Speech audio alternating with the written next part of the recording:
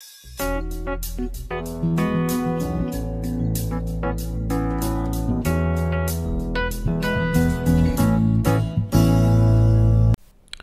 donc de notre étude sur les ordonnances lévitiques, nous avons vu un ensemble d'interdits liés aux nudités et j'aimerais un peu qu'on puisse les énumérer. Peut-être que nous pouvons voir certains aspects qui vont nous édifier. Vous savez, il y a beaucoup de choses qui se passent dans notre vie, même étant dans le monde avant, et même que nous pouvons voir dans les vies des autres qui sont encore dans le monde. Et parfois, nous avons simplement, peut-être, disons, une connaissance religieuse de comment parler de la chose, de comment voir la chose, ou alors je pourrais simplement dire une connaissance générale de comment est-ce que la Bible, n'est-ce pas, voit la chose. Mais nous n'avons pas une véritable lumière, nous n'avons pas une profondeur pour peut-être éclairer ou pour bien comprendre, et bien sûr sans être légaliste. Parce que généralement, ce qu'on apporte comme répondant, c'est souvent du légalisme. C'est souvent peut-être une théorie biblique, si je puis dire comme ça. C'est-à-dire qu'on prend peut-être, c'est pas moi, un verset où on connaît peut-être la position biblique. Je peux dire comme ça, dire comment la Bible présente certaines choses et puis comment est-ce qu'elle tranche, entre guillemets. Mais en fait, il y a une véritable lumière que la parole de Dieu apporte, et dans beaucoup d'aspects, nous pouvons voir véritablement ce que l'évangile, la parole de Dieu même en général, peut nous dire, peut nous instruire, et pour cela on a besoin d'une révélation du Seigneur.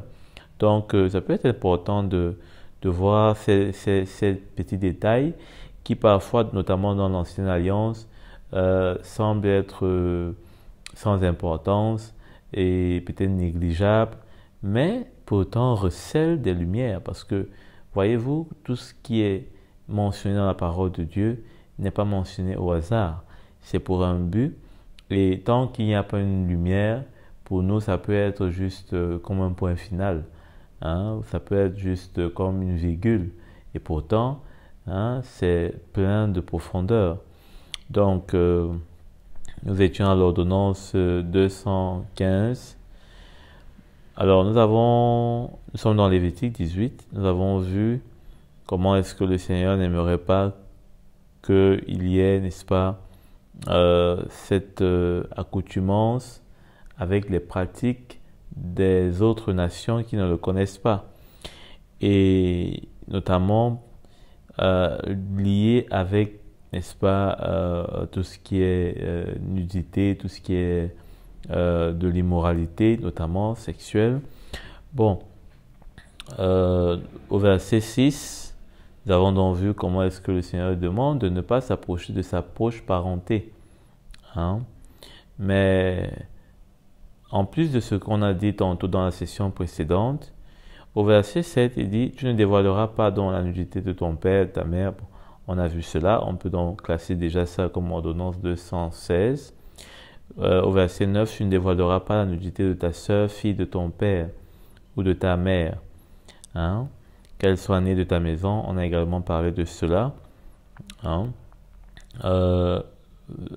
Ordonnance 217, 18 plutôt. Tu ne dévoileras pas la nudité de la fille de ta femme, de ton père, la fille de la femme de ton père, plutôt, née de ton père. C'est ta sœur. Donc, disons comme ça, comme on dit chez les Blancs, ta demi-sœur. Voilà. Donc, pourquoi? Parce qu'effectivement,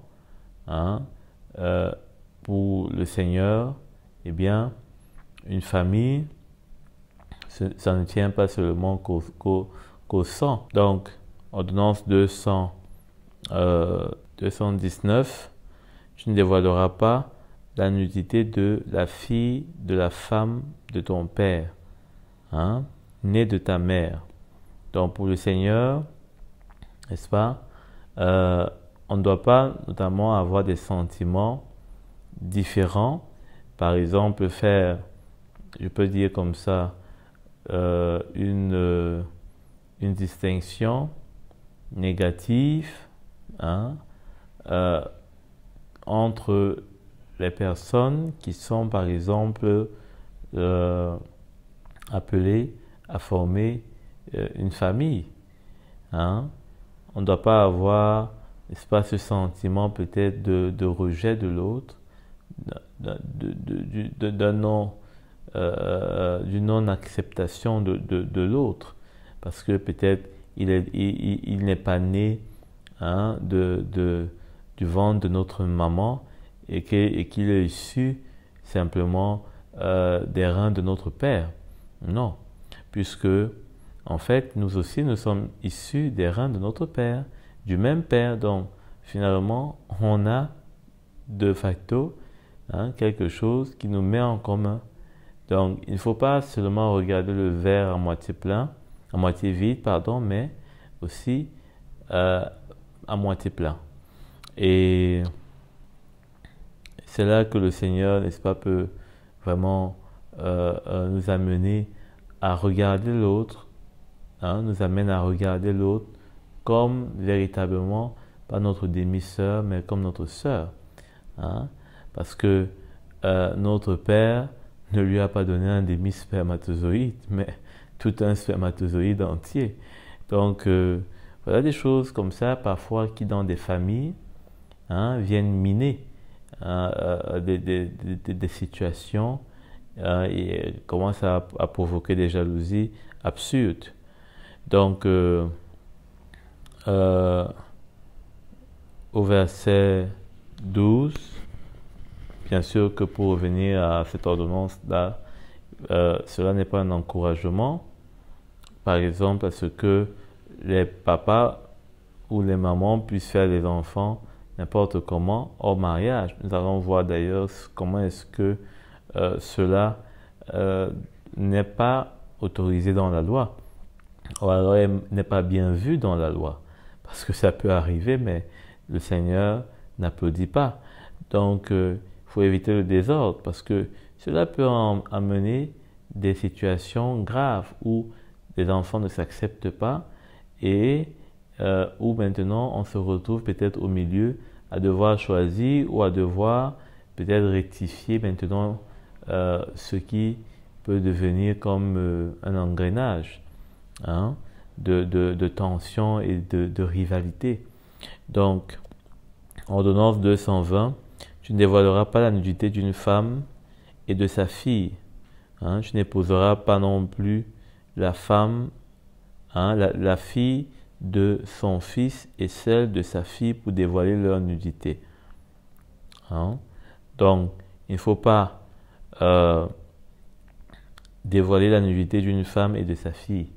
Hein? Ça, c'est par exemple pour ceux qui, on dit souvent comment, jouent peut-être au gigolo. Hein? Il sort avec la femme mature, peut-être pour les biens du mari, et il sort avec la fille, hein, pour encore plus profiter des biens. Mais donc, ces situations-là, hein, nous montrent aussi le cœur de l'homme qui peut être désordonné, hein, qui peut être désordonné et qui peut finalement engendrer des choses qu'il ne maîtrise pas. Parce qu'imaginez-vous, hein, une dame avec laquelle un jeune homme sort, je ne sais pas moi, un monsieur sort et il se retrouve également avec la fille de cette dame. Mais il peut créer, hein, un parricide, hein, c'est-à-dire que la fille qui tue sa maman. Et combien d'histoires on en a entendu, on en a vu, hein, et cela, le Seigneur ne peut pas nous encourager dans ce sens, parce qu'effectivement, ce n'est pas son désir, hein, de voir du désordre engendrer la mort. Parce que le désordre engendre toutes sortes de situations qui peuvent mener à la mort. Hein? Donc il faut faire attention. Ordonnance 221, tu n'épouseras pas non plus la fille de son fils, hein, ou celle de sa fille. Hein. Tu n'épouseras pas non plus la fille de son fils ou celle de sa fille pour dévoiler leur nudité. Il faut faire attention, hein, à ces situations-là où on ne maîtrise pas qui est qui. C'est pourquoi, notamment dans la jeunesse, on peut se retrouver à faire des choses, par exemple le sexe qui est désordonné. C'est pourquoi d'ailleurs le Seigneur ne permet pas cela aux jeunes, parce que un jeune qui va avec n'importe qui, il ne connaît pas la personne.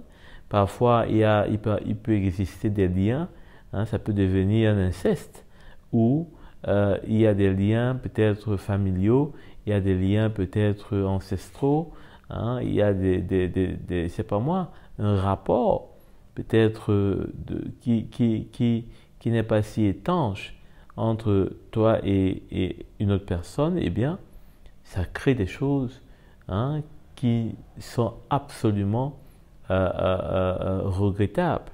Donc, il faut éviter, hein, tout ce qui nous met dans une situation que le Seigneur, n'est-ce pas, n'a pas prévu. Ordonnance 222, tu n'épouseras pas la sœur de ta femme. Ce serait exciter une rivalité en dévoilant la nudité à cause de ta femme pendant sa vie.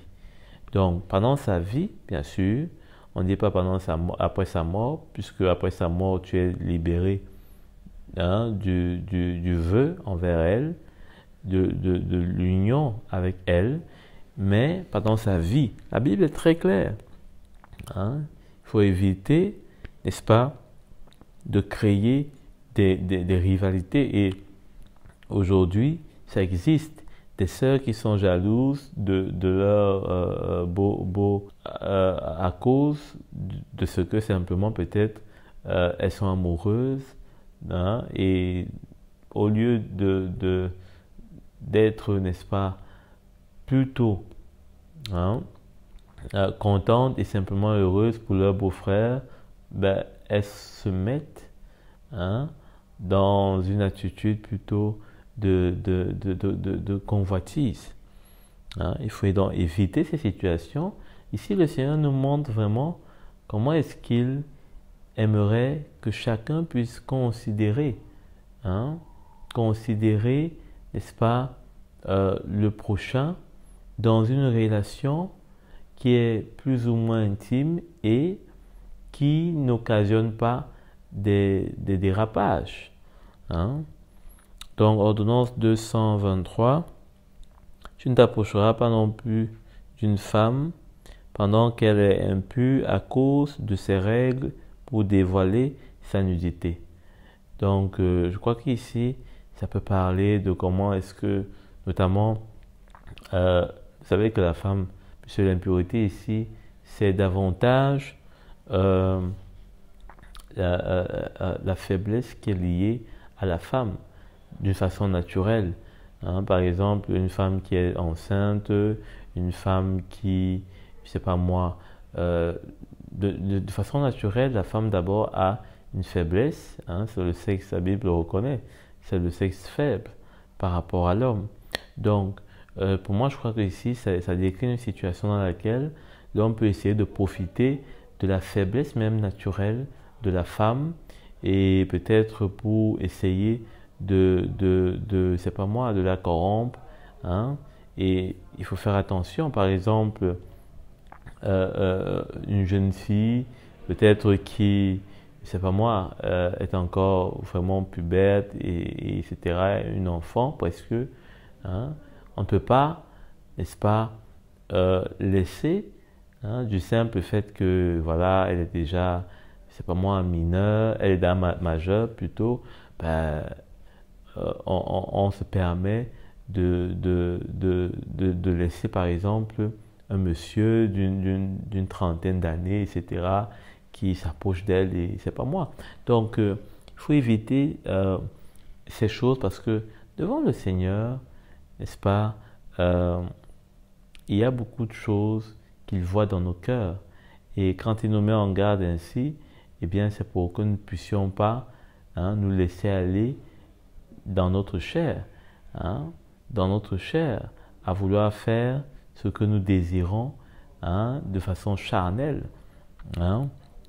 pour satisfaire nos propres désirs, nos convoitises. Donc, aujourd'hui, par exemple, on voit beaucoup de ces situations-là où des jeunes filles se retrouvent avec des messieurs âgés.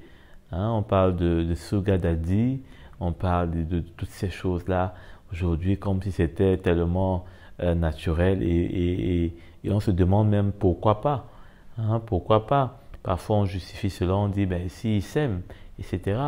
Donc il faut faire attention parce que ben là, quelque part, peut-être qu'on ne le sait pas, mais le Seigneur voit qu'on profite de la situation d'une personne, peut-être une femme qui n'est pas, qui est pauvre, ou peut-être qui a été, c'est pas moi, déshéritée. On va essayer de profiter de sa situation, peut-être une femme qui est veuve, qui est seule, etc. Je crois que c'est ces faiblesses-là ici dont il est question, faiblesse dans laquelle une femme peut se retrouver naturellement, parce qu'elle est une femme. Donc, voilà. Ordonnance 224. Tu ne coucheras pas avec la femme de ton prochain pour te rendre impur avec elle. Ici, il est question notamment d'adultère, bien sûr. Alors, l'adultère, Jésus, on voit la profondeur avec laquelle lui, il parle de l'adultère. Quand il parle même, il dit comment est-ce qu'en convoitant même, en ayant une pensée simplement, n'est-ce pas, de vouloir l'acte sexuel avec telle personne, notamment déjà qui est mariée, c'est l'adultère. Donc Jésus ici met l'adultère au même pied d'égalité que je pourrais dire la tentative d'adultère. C'est-à-dire que déjà le désir de cette convoitise-là qui se forme dans notre cœur et finalement qui est nourri par notre chair. Et il faut faire attention à cela parce que, bien sûr, la femme d'une personne appartient à celui qui, n'est-ce pas, l'a mariée, et pas ceux qui peuvent la voir à l'extérieur. Non, elle est, n'est-ce pas, pour celui qui l'a mariée, pour celui qui s'est décidé, qui s'est engagé envers elle, pour elle. Donc, on ne peut pas, même avec nos pensées, essayer de l'arracher, parce que effectivement, c'est un peu sauvage. C'est-à-dire qu'on essaye dans nos pensées d'arracher une personne et on s'imagine des choses avec la personne et parfois on a le courage, comme on dit aujourd'hui, de venir draguer la personne, faire la cour à la personne. Et pourtant, on sait que la personne est mariée. Et c'est aujourd'hui parfois absolument terrifiant d'entendre des gens qui n'ont même pas peur. Vous dites à une personne, je suis marié, vous dites, moi aussi, je suis marié. Donc, vous vous demandez, mais si chacun est marié, mais qu'il reparte vers son conjoint. Donc, c'est comme ça et c'est ainsi que le monde, n'est-ce pas, n'a pas de scrupule à ébranler ce que le Seigneur a établi pourtant comme étant sérieux, comme étant une institution. Et qui dit institution dit quelque chose qui fait autorité à ceux qui la regardent, à ceux qui s'y approchent. Le mariage est, n'est-ce pas, une autorité dans laquelle des personnes entrent. Et quand elles entrent dans cette autorité-là, c'est comme si elles sont dans un bureau. Et vous savez que vous pouvez pas aller dans une administration, vous entrez juste dans des bureaux n'importe comment, vous frappez. vous demandez si vous pouvez entrer. Vous prenez même un rendez-vous. Hein? Donc, on ne peut pas simplement venir comme ça dans le bureau, c'est pas moi d'un ministre. Et non, vous passez par toutes sortes de personnes qui vont vous autoriser. Et si vous avez pris rendez-vous, et si le ministre veut vous recevoir, etc. Donc, quand on parle d'une institution comme le mariage, ça veut dire que des personnes sont entrées dans une place qui leur donne une autorité, qui leur donne une importance vis-à-vis d'autres personnes. Marié ou pas marié, cela importe. Au contraire même, si vous êtes marié, combien plus vous devez reconnaître l'autorité dans laquelle ces personnes se retrouvent et donc respecter cela avec encore plus de force que celui qui est même célibataire et qui ne connaît même pas. Et celui qui est célibataire et qui ne connaît pas cette autorité-là ne devrait pas s'amuser. Il devrait reconnaître plutôt qu'il n'est pas à ce niveau et donc respecter. C'est un peu comme si vous n'êtes même pas, c'est pas moi, dans le gouvernement, mais vous voulez avoir une familiarité avec des membres du gouvernement. Mais c'est absurde, c'est même c'est orgueilleux ça. Donc, et c'est ça qui est dans le cœur de beaucoup de personnes qui essaient de jouer, de flirter, de caresser l'institution du mariage avec des mains sales, avec des mains qui sont malpropres, avec des mains qui sont de nature à simplement à rendre impur ce qu'ils touchent. Et parfois, on voit des femmes, notamment peut-être mariées, etc., qui se laissent aller à ces petits jeux. Une femme mariée, par exemple, ne devrait pas, on ne devrait pas lui dire n'importe quoi. On ne devrait même pas la toucher encore, plus même n'importe comment. Parce que, eh bien, elle est dans une institution, elle est entrée avec quelqu'un dans une institution, elle est maintenant la gloire d'une personne. Vous ne pouvez pas toucher la première dame n'importe comment. C'est l'épouse, tout le monde connaît, du chef de l'État. Donc, vraiment, il faut respecter cela, il faut craindre cela, et il faut arrêter toutes sortes de jeux autour de ce qui est sérieux, comme le mariage. Tellement important. Ordonnance, j'espère qu'on ne s'est pas trompé, 225.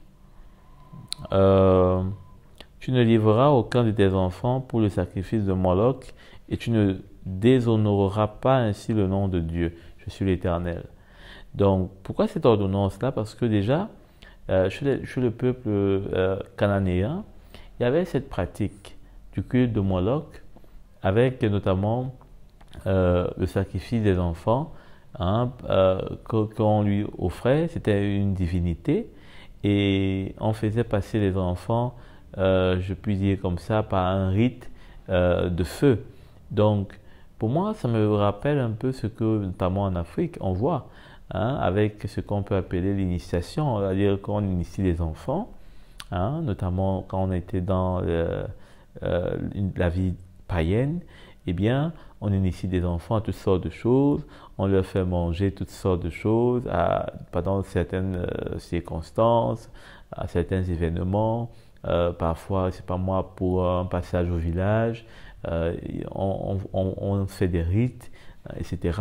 Donc, tout cela n'est pas de nature à glorifier le Seigneur, on le voit, parce que ces choses-là, ces rites et tout ce qu'on peut appeler, c'est pas moi, comme tradition, vous savez, le mot tradition est le bon mot pour faire endormir les gens, pour leur montrer qu'il n'y a rien de mauvais. C'est pas parce que chacun se dit c'est ma tradition, c'est à ça que je me réfère. Chacun veut avoir de quoi s'identifier. Moi, je m'habille comme ça, chez nous, je danse comme ça, je mange comme ça. Voilà, ça c'est ma tradition. Et pourtant, on oublie que nous sommes aujourd'hui dans la Nouvelle Alliance. Et nous sommes un peuple qui appartient au Seigneur. Nous ne sommes plus le peuple, n'est-ce pas, un parmi des peuples païens. Non, nous sommes le peuple de Dieu, mis à part, sanctifié par le Seigneur. Et donc, à ce titre-là, il ne faut pas s'identifier, il ne faut plus s'identifier à ce qui était avant notre tradition. Hein? Nous ne sommes plus païens pour offrir des sacrifices, pour faire toutes sortes de choses à des dieux que nous ne connaissons même pas et qui sont des faux dieux. Hein? Ça, c'est exciter la jalousie du Seigneur. Donc, il faut faire attention. Ordonnance 226, tu ne coucheras pas avec un homme comme on couche avec une femme. C'est une pratique abominable. Hein? Donc ici, il s'agit de l'homosexualité, comme aujourd'hui nous en voyons beaucoup, de plus en plus dans les films, dans les séries. Moi, je ne sais plus s'il y a aujourd'hui une série qui n'a pas un couple homosexuel, que ce soit gay ou lesbienne, donc, ou même encore multipolaire, et toutes sortes de relations aujourd'hui qu'on voit. Vraiment, c'est absurde. Hein? Des relations bisexuelles, etc. Tout cela est absurde. Parce qu'effectivement, le Seigneur, quand il parle ici de ne pas coucher avec un homme comme on couche avec une femme, cela montre bien que pour le Seigneur, eh bien, la femme ou l'homme, n'est-ce pas, sont deux sexes qui sont bien différents. Aujourd'hui, il y a un débat par exemple avec l'attirance, ou bien alors je pourrais dire comme ça, le ressenti de certaines personnes comme quoi elles ne sont pas obligées de choisir leur sexe. Hein? On appelle ça les transgenres. Alors ces transgenres-là, bon, c'est vrai que là-bas, c'est plus ceux qui ne sont pas à l'aise avec le sexe qu'elles ont et dont elles aimeraient changer de sexe. Mais il y a une autre forme aujourd'hui qui existe de personnes, même qui, elles, ne préfèrent pas du tout avoir de sexe défini. Et dans ce cas-là d'ailleurs, il y a aujourd'hui un débat avec le prénom qu'on doit leur assigner. Et on parle de yel, c'est-à-dire le mélange de il et de elle. Et là, on parle de plus en plus de cela parce qu'il y a des personnes qui se revendiquent comme ayant le droit, hein, d'avoir et de vivre dans le corps qu'elles veulent. Donc, dans ces genres de changements aujourd'hui, le chrétien doit bien faire attention parce que ce qui est souvent mis en avant, c'est que les personnes n'arrivent pas à être heureuses dans la situation où elles se trouvent et qu'elles se sentent rejetées et donc finalement elles font pitié. Donc ce qu'il faut faire, c'est les accepter et elles doivent lutter pour se faire accepter comme elles sont. Et voilà. Maintenant, c'est pas ce qu'on voit dans la parole de Dieu, hein? C'est pas ce qu'on voit dans la Bible, hein? Et c'est vrai qu'il y a un célèbre homme, hein, qui a été très capital, très influent à l'époque, notamment en Afrique du Sud, hein, Desmond Tutu, qui lui, il n'a pas eu vraiment beaucoup de tact pour ne pas se cacher. Et il a reconnu, il a dit que lui, il ne pourrait pas servir un Dieu qui est homophobe. Et pourtant, c'était un prêtre, hein, anglican. Mais ce qui est vraiment terrible, hein, dans ce qu'il dit, c'est que pour lui, quand il le dit, c'est pour dire en fait que son Dieu est un Dieu qui accepte tout. qui accepte tout, puisque le tout n'est pas de dire qu'il ne peut pas servir un Dieu qui est homophobe. Ça veut dire que pour lui, son Dieu accepte tout. Son Dieu accepte toutes les personnes telles qu'elles sont. Mais c'est plutôt frappant de constater qu'en fait, non. Puisque on connaît les choses dans lesquelles il ne s'est pas reconnu, qu'il n'a pas accepté. Donc, finalement, de quel Dieu est-ce qu'il parle? Finalement, est-ce un Dieu politicien dont il est l'adorateur? Il était, puisqu'il n'est plus de ce monde.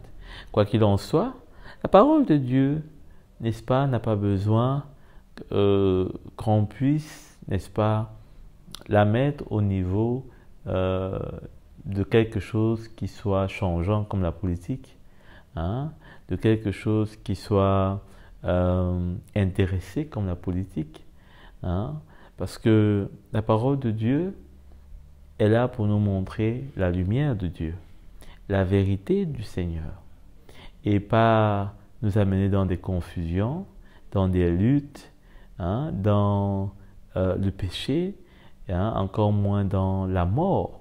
Parce que quand le Seigneur nous met, n'est-ce pas, en garde contre cette pratique dont il souligne, elle est abominable. Et à la fin, on l'a vu, le Seigneur dit que c'est à cause de telles choses que dans le passé, la terre a vomi des hommes parce qu'elle était déjà remplie, saturée de péchés de ces hommes qui ont commis de telles choses. Donc il faut faire attention puisque là, c'est vraiment nous mettre dans un piège, c'est vraiment mettre les enfants de Dieu dans la bouche du malin, et sous prétexte que Dieu est amour, sous prétexte qu'on est tous créés par Dieu. Bien sûr que le Seigneur, n'est-ce pas, a permis que chacun qui est vivant aujourd'hui puisse l'être, puisque c'est lui qui donne la vie, le souffle, c'est lui qui donne, n'est-ce pas, l'âme. Mais il ne faut pas mélanger ça avec le fait que chacun est libre de choisir ce qu'il veut. Je suis libre, comme je suis là, de prendre un couteau et de poignarder quelqu'un, comme je suis également libre de ne pas le faire. Donc de même, je suis libre de mener une vie telle que je peux aimer, et libre de ne pas la mener ainsi, et la mener plutôt comme le Seigneur me montre dans sa parole. C'est très facile de dire que je suis né peut-être dans un corps qui a une tendance ou une propension pour le même sexe que moi. Et peut-être qu'à l'intérieur de moi, il y a toutes sortes d'hormones, etc. Les scientifiques ont souvent parlé de ces choses. Mais à la réalité, le choix, il n'est pas dans mes hormones seulement. Le choix n'est pas seulement dans comment est-ce que je suis né avec mon corps. Le choix, c'est moi qui le prends. Le choix n'est pas dicté par mon corps. Mon corps n'est pas une machine qui opère seule et que je laisse aller dans la direction qu'il veut, ce corps. Non. Mon corps est soumis n'est-ce pas, est soumis à des choses qui sont à l'intérieur, mais surtout à ma volonté. À ma volonté. Parce que c'est moi qui suis doté de la pensée pour pouvoir amener ce corps-là où je veux. Il peut décider peut-être de ne pas me suivre, mais je ne peux pas le suivre ou ce n'est pas lui qui me conduit dans une direction. Pas du tout. Si je ne veux pas, comme Jésus a dit, ou bien si mon corps ne veut pas m'obéir, mais il est peut-être mieux que je lui coupe ses pieds. Pour au moins j'entrerai dans son royaume, étant peut-être manchot, étant, je ne sais pas moi, boiteux. Mais une chose est sûre, j'entrerai au moins dans le royaume du Seigneur. Quitte à ce que mon corps n'ait pas voulu peut-être aller dans une autre direction que celle qu'il voulait, que mes hormones voulaient. Parce que j'insiste beaucoup sur cela parce qu'aujourd'hui, tellement de choses qui peuvent justifier beaucoup des décisions et des envies que nous avons en fait, que nous-mêmes nous avons et que nous-mêmes nous voulons. Mais le Seigneur, n'est-ce pas, n'était pas fou en nous donnant non seulement la liberté, mais la pensée et la volonté de pouvoir faire ou de ne pas faire. Donc on ne peut pas dire maintenant que, eh bien, Dieu nous a créés ainsi. Dieu n'a pas créé le mal. Dieu n'a pas créé le mal. Et si le mal se manifeste, et que nous ne voulons pas de ce mal-là, Dieu est avec nous et il est fort suffisamment. Il a montré non seulement dans le ciel en chassant l'ennemi, Lucifer, mais également sur la terre en crucifiant le monde. Donc le Seigneur n'est pas simplement un fabricant qui manque ou qui ne connaît plus comment faire pour mettre sa machine ou je dirais sa créature, parce que c'est lui qui est notre créateur, dans la direction qu'il a voulu et qu'il veut toujours, comme dès le départ, à savoir qu'un homme aille vers une femme. Quand le Seigneur dit ici que, eh bien, imaginez-vous un fabricant. Imaginez-vous un fabricant qui se retrouve devant son appareil et celui qui a acheté son appareil lui dit tu m'as fabriqué et aujourd'hui, si je suis un congélateur, je ne veux plus glacer les choses. Ce que j'ai envie, c'est de pouvoir plutôt chauffer les choses. Chauffer ce qui est à l'intérieur de moi. Imaginez-vous un congélateur qui dit ça à son fabricant.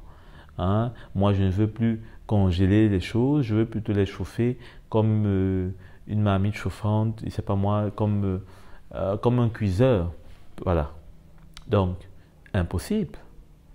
Le congélateur n'a pas été fait pour être un cuiseur où vous allez mettre le riz va cuire. Non. Il a été fait pour congeler le riz. Après, un riz qui est cuit, en l'occurrence, ou pas. Donc, voilà. On ne peut pas accuser, on ne peut pas dire que le créateur, celui qui a conçu la chose, on ne peut pas accuser le Seigneur qui nous a fait, peut-être comme un congélateur, et on lui dit, si aujourd'hui je suis un cuiseur, c'est de ta faute. C'est absurde. Depuis quand est-ce qu'on a vu un congélateur qui est cuiseur? Non, c'est absurde. Ou alors peut-être on dira que on est né avec deux options. Voilà. On est né avec deux options et voilà. Mais si on est né avec deux options, c'est notre corps qui nous dit cela ou bien c'est le fabricant qui nous dit cela? Est-ce que c'est notre corps qui nous dit qu'on est né avec deux options ou alors c'est le fabricant qui nous dit qu'on est né avec deux options? Ce qui est sûr, sur la fiche du fabricant qui est sa parole, ce n'est pas ça. Puisqu'il dit « On ne couchera pas avec un homme comme on couche avec une femme ». Ça veut dire que un homme n'a qu'une seule option, c'est d'aller vers une femme. Il n'y a pas l'option d'aller vers une femme et vers un homme. Il n'y a pas cette option-là. Il y a seulement l'option d'aller vers une femme. Parce qu'on ne peut pas aller vers un homme comme on va vers une femme. C'est ça. Et pareil, une femme ne peut pas aller vers une femme comme elle va vers un homme. Non. Donc, il n'y a pas deux options possibles. Il n'y a qu'une seule option.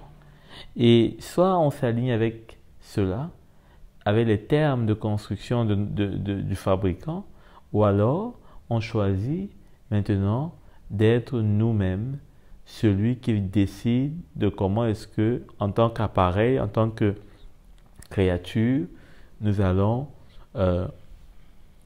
fonctionner. Ce qui est sûr, si nous décidons de fonctionner comme nous voulons, nous restons toujours les créatures du Créateur ou les modèles du fabricant. Ce qui est sûr. Mais le fabricant ne se reconnaît pas dans ce que nous avons fait de nous en tant qu'objet qui doit être utile à quelque chose ou qui doit de comment est-ce qu'on doit l'user. Le fabricant ne se reconnaît pas dans cela. C'est pourquoi d'ailleurs on ne pouvait pas acheter un téléviseur. Le fabricant vous dit ne le mettez pas à l'exposition du soleil, vous le mettez là-bas et vous attendez que s'il est gâté en moins d'une semaine, vous repartez avec la garantie pour dire au fabricant ça s'est gâté. Non, vous l'avez mis sous le soleil, vous ne l'avez pas utilisé dans les termes pour lesquels il vous a donné son appareil. Donc, il faut bien sûr utiliser l'appareil dans les termes avec lesquels on vous a donné cet appareil. Il reste l'appareil du fabricant, on reste les créatures. Le Seigneur ne nie pas cela. Le Seigneur ne refuse pas que nous sommes les créatures qui ont été faites par lui. Il ne refuse pas cela. Mais si nous décidons de faire comme nous voulons de nous-mêmes, eh bien là, c'est là que le Seigneur nous rejette. C'est là qu'il nous rejette. Et c'est très malsain aujourd'hui de voir comment est-ce que les gens essaient de mélanger à la fois, bien sûr, l'amour de Dieu et comment on doit accepter le péché. L'amour de Dieu n'accepte pas le péché. L'amour de Dieu n'accepte que le pécheur. L'amour de Dieu n'accepte que le pécheur et pas le péché. Parce qu'en Dieu, il n'y a pas de péché. En Dieu, il n'y a pas de péché. Mais en Dieu, il y a la compassion pour le pécheur. Il y a la miséricorde pour le pécheur. Et il faut peut-être encore le préciser, il y a la miséricorde pour le pécheur qui reconnaît son péché. C'est pourquoi si on reconnaît nos péchés, il est fidèle pour nous pardonner, il est fidèle pour nous libérer, de nous donner le salut par la foi. Il est là, il répond. Mais si on est pécheur, on est entêté, on veut faire notre propre volonté, eh bien, nous allons assumer ce qui va suivre. Parce que le Seigneur a non seulement un mot d'emploi pour ce qu'il a créé, mais il a aussi un avertissement pour ceux qui contreviennent à ce qu'il a décidé d'avance comme œuvre, pour qui le désobéit et pour qui lui obéit. Donc, il faut s'attendre non seulement à l'amour du Seigneur, oui, le Seigneur est amour, mais il avertit aussi, et il montre ce qui arrive quand on ne lui obéit pas et quand on lui obéit. Donc, je voulais un peu m'étendre sur ce sujet parce que de plus en plus, nous allons voir beaucoup de choses qui vont se passer pour essayer de conforter et de montrer toutes sortes de choses pour influencer et faire accepter ce qui est mal. D'ailleurs, la Bible nous avertit hein, que ce qui sera mal sera appelé bien et ce qui sera bien sera appelé mal. Alors, ordonnance, si je ne me trompe pas, 127. Tu ne coucheras pas, verset 23, avec une bête pour te rendre impur avec elle. La femme non plus ne s'approchera pas d'une bête pour se prostituer avec elle. Donc, je crois qu'on a également parlé de ça hier. Ordonnance 128. Nous allons continuer avec Deutéronome plutôt. Deutéronome au chapitre 7 à partir du verset 3. Il est écrit: Tu ne contracteras pas de mariage avec ces peuples, tu ne donneras pas tes filles en mariage à leurs fils et tu ne prendras pas leurs filles comme femmes pour tes fils. Donc, en effet, ils détourneraient tes fils de moi et ils serviraient d'autres dieux. Alors la colère de l'Éternel s'enflammerait contre vous et il te détruirait bien vite. Donc, ici, l'ordonnance 128, il est question de ne pas contracter de mariage avec des non-juifs. Et ici, c'était vraiment très clair, hein, parce que notamment les peuples, comme il les cite plus haut, les Hittites, les Girgashiens, hein, les Amoréens, les Cananéens, les Phérésiens, le Seigneur parle d'eux et il dit que tu ne concluras pas d'alliance avec elles et tu ne leur feras pas grâce. Donc là, c'est l'ordonnance 129. Ne pas faire grâce au peuple étranger, hein, ni d'alliance avec eux.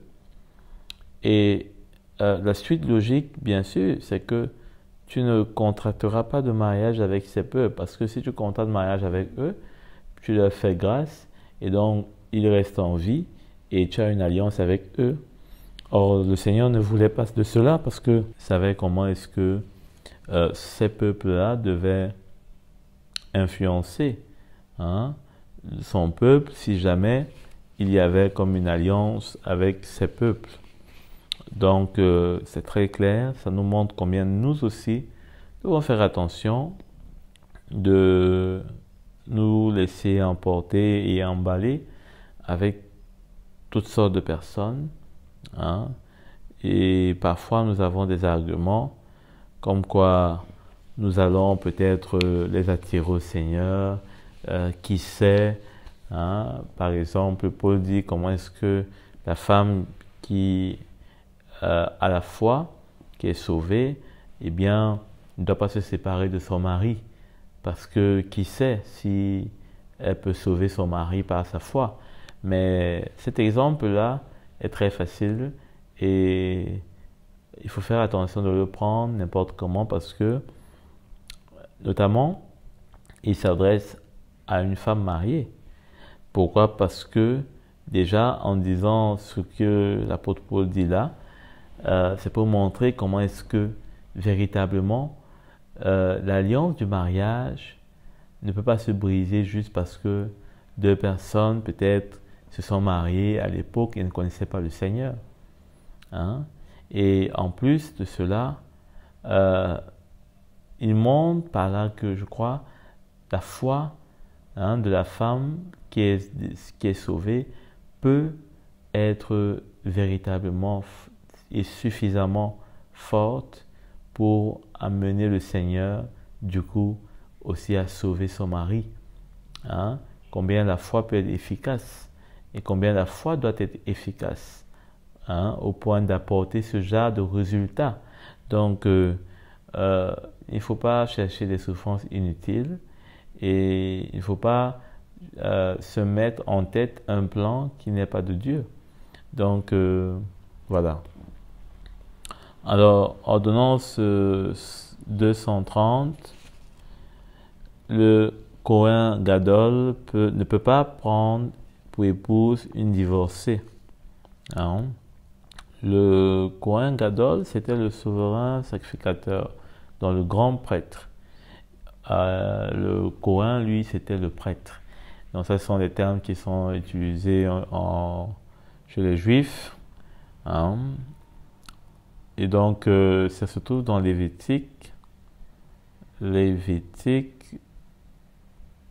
au chapitre 2, verset 21, plutôt. Lévitique 21, c'est ça. Au verset 7, il est dit: il n'épousera pas une femme prostituée ou déshonorée, ni une femme rejetée par son mari, car ils sont saints pour leur Dieu. Hein? Donc, voilà comment est-ce que les prêtres, hein, ne devaient pas épouser non seulement des femmes prostituées ou déshonorées, c'est-à-dire que renvoyer aussi peut-être de leur maison parce que peut-être elles ont été surprises en adultère, hein, ni des femmes rejetées par son mari. Hein. Donc, voilà. Allons dans Matthieu 5, verset 31. Matthieu 5, verset 31. Au chapitre 31, il est écrit: il a été dit que celui qui renvoie sa femme lui donne une lettre de divorce. Mais moi, je vous dis, celui qui renvoie sa femme, sauf pour cause d'infidélité, l'expose à devenir adultère. Et celui qui épouse une femme divorcée commet un adultère. Donc, une femme rejetée ainsi et qui se marie avec un prêtre, hein, un prêtre, notamment dans l'Ancienne Alliance, il se retrouvait finalement aussi lui-même dans l'adultère. C'est pourquoi quand Jésus parle ainsi, il montre finalement par là le pourquoi. Hein, le pourquoi dans l'Ancienne Alliance, les prêtres de l'Ancienne Alliance ne pouvaient pas épouser des femmes rejetées comme on l'a lu. Parce que finalement, celui qui a rejeté sa femme, et cette femme qui finit par être épousée par le prêtre, eh bien, était dans l'adultère. Et vous voyez comment ça dérangeait et ça pouvait mettre en péril même tout le peuple et tout le sacerdoce. Hein? Donc, il faut faire très attention et il faut considérer vraiment ce que la parole de Dieu nous dit. Parce que le Seigneur, quand il parle, vraiment parfois, c'est avec une telle profondeur que nous-mêmes, nous ne pouvons pas comprendre. C'est pourquoi obéir est aussi vraiment une grande sécurité parce que pas obéir, cela nous met en danger, cela nous expose à des choses que parfois nous ne connaissons même pas, hein, que nous ne soupçonnons même pas. Donc voilà, ordonnance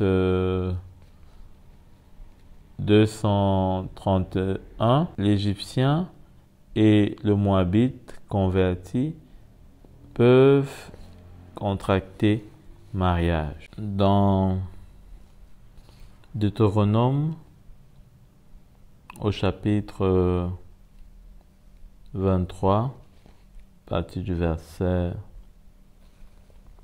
8, il est dit: tu n'auras pas l'Édomite en horreur. Hein, l'Édomite en horreur,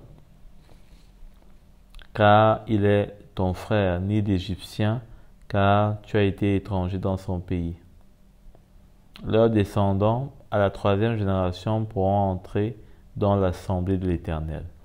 Donc, il ne fallait pas avoir l'Édomite et l'Égyptien en rejet. Parce qu'à la 3e génération, leurs descendants de la 3e génération pourraient entrer dans l'assemblée, dont ils pourraient se marier. C'était l'exception en fait à l'ordonnance qu'on a évoquée plus haut. Hein?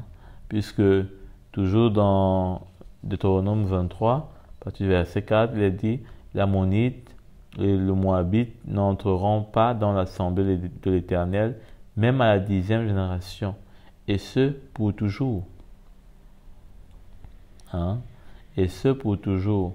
Donc, ordonnance 232, l'Ammonite et le Moabite n'entreront pas dans l'assemblée de l'Éternel, même à la 10e génération, et ce pour toujours.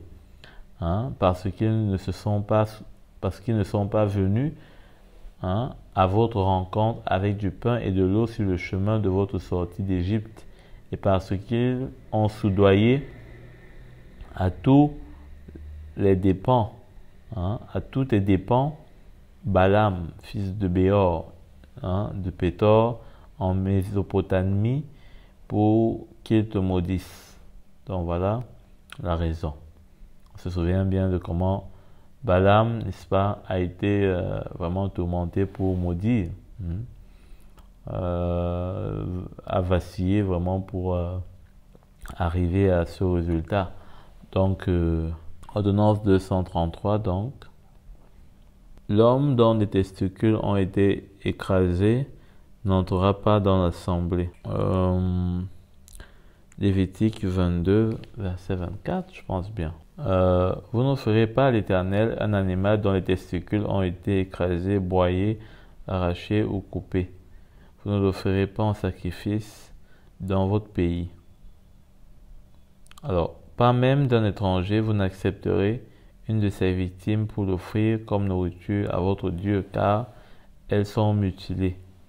Elles ont des défauts et elles ne seraient pas acceptées. Hein?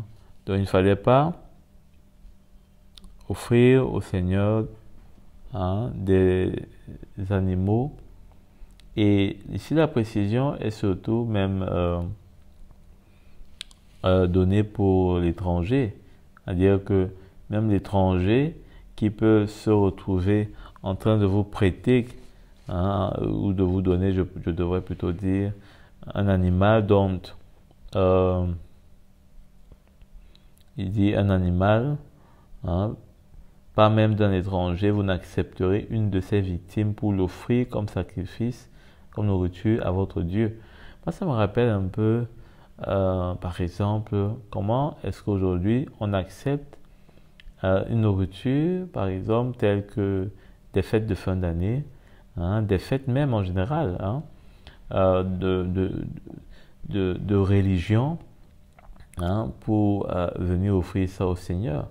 Par exemple, aujourd'hui, on voit comment le monde nous accompagne, hein, cherche à accompagner l'Église dans toutes sortes de célébrations, que ce soit les Pâques, que ce soit Noël, c'est pas moi, et tout le reste. Donc, on voit le monde qui se mobilise, qui parle de Noël, qui est présent pour tout ce qui concerne Noël. On voit tout ce qui est mis en place, hein, c'est extraordinaire, hein. Et ce qui est frappant, c'est que il y a un mélange tellement de coutumes dans cette période-là, hein. On voit le Père Noël, on voit toutes sortes de choses.